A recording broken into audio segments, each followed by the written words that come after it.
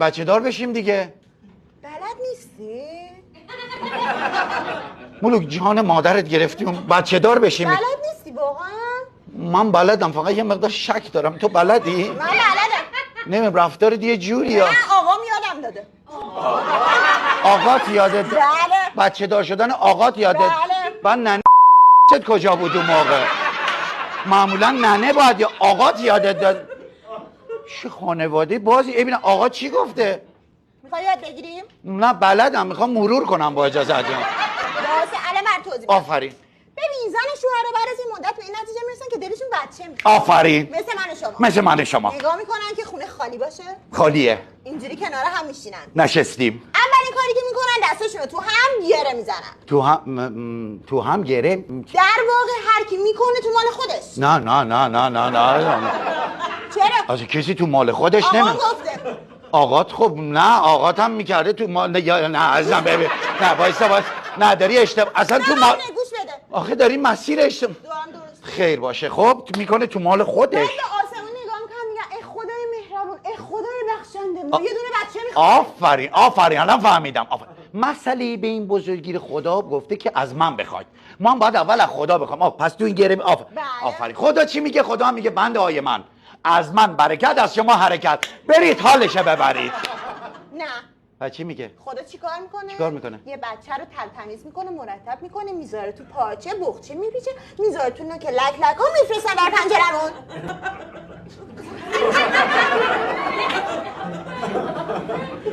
لک ها نمیدونستی؟ نه سیری نکنه تو رو لک ها نیاوردن. اشاره به اجرای قبلی همه لک ها رو پدر من آورده. تو مزخرف داری میگی. کدوم لک تو رو لک آورده؟ بله حتی داداش کوچیکمو. تو دیدی داداش کوچیکت رو لک آورد؟ اون روز که من در پنجره بودم نیومد. اون موقع که تو دم پنجره منتظر لک بودی بابا ننت کجا بودن؟ تو اتاق داشتن دعا میکردن. ای بی نه دعا نمی‌کردن. داشتن دعا همدیگه. عزیزم ببین داری ببین نه اصلا لکی در کار نیست. مشکل همینه که نمیفهمی. همینه که اون گوشیتو بردار. ثابت میکنم. آره گوشیتو بردار. آفرین. چی سرچ کنم؟ سرچ نمیخواد. فیلتر شکنتو باز کن. چی؟ خب همین نداری نمیفهمی دیگه. تو گوگل بزن مراحل زناشویی مقدماتی بزن اینه. با چی؟ لکی در کار نیست ملوک. لکی بر پدرش لعنت 3 بار.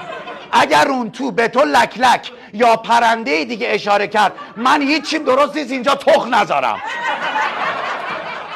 میذارم دیگه ببینم اون تو پرنده میگه. بلدی؟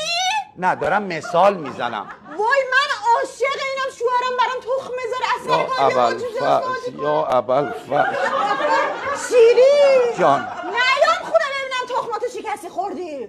نه عزیزم تو کیو دیدی تخم خودشو بخوره؟ این چه حرف مسخره. اگر به مرحله خوردن رسید بالاخره با هم دیگه صحبت. خدایا منو ببر. خدای منو ببر. من میخوام بمیرم به تو چرا؟ خدای منو ببر. نه میخوام بچه دار. خفه شو بابا. تو میدونی بچه دار. خدای من که این دنیا هیچی گیرم نه. من اونور میشینم گوشه این یارو روده فقط فرشته‌هات ببینم. منو ببر. خفه شو. تو رو کجا ببر؟ خدای منو ببر. خدای منو ببر. خدای من چه گناهی کردم اینو گرفتم. شیری مرسی منو گرفتی.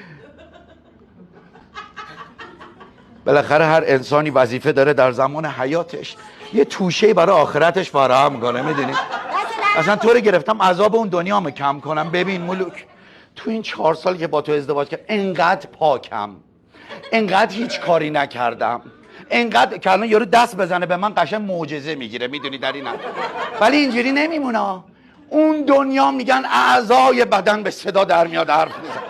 چشم میگه من نگاه نامحرم کردم، گوش میگه من قیمت. یه سری عضو هست تو بدن من کاملا اینجوری نشستن. همینجوری حرف نمیزنن؟ نه فقط میگن شاشیدیم. هیچ کاری نکردم.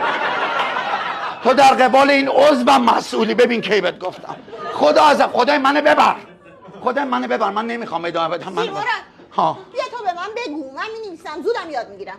عزیزم هیچ مردی که زرش اینا رو اصلا به شو بگو من بنویسم. بگو دیگه.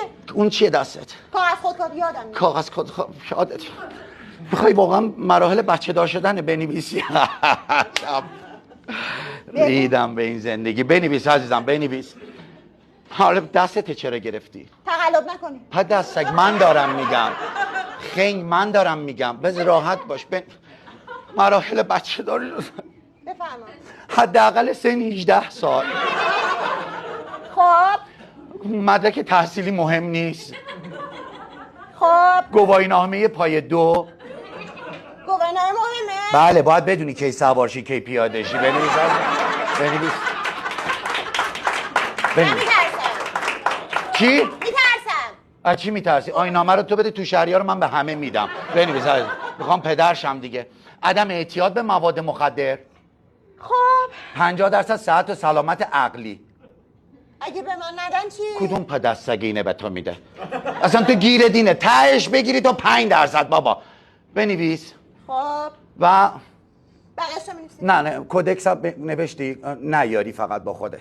چیو؟ هیچ بده بنویسم چون نمیفهم این چیه. این این کیه؟ این کی نیست. این ولش کن. به تو چه ربطی داره؟ ولش کن. تئوریاش ایناست. خب حالا عملیاش. بسه دیگه. عزیزم پرونده که نمیخوایم باز خسته کنیم. شدم. نه 2 واحد تئوری و وایسا عملیاشو بده. عملی هم 2 واحد کارگاه هم داره. اونو بسه. نه خسته شدم. اونا مهمه آخه. نه خوبه همین. جان مادرت. اینا مهمه. آخه اینا هیچی نیست. نه کامله من رفتم. با خدایی نمیخوای منو ببری. خدایی نه نمیخوای. میخوایم بچه داشتیم. خدا نابودت کنه. خدا نابودت کنه. به افتخار خود.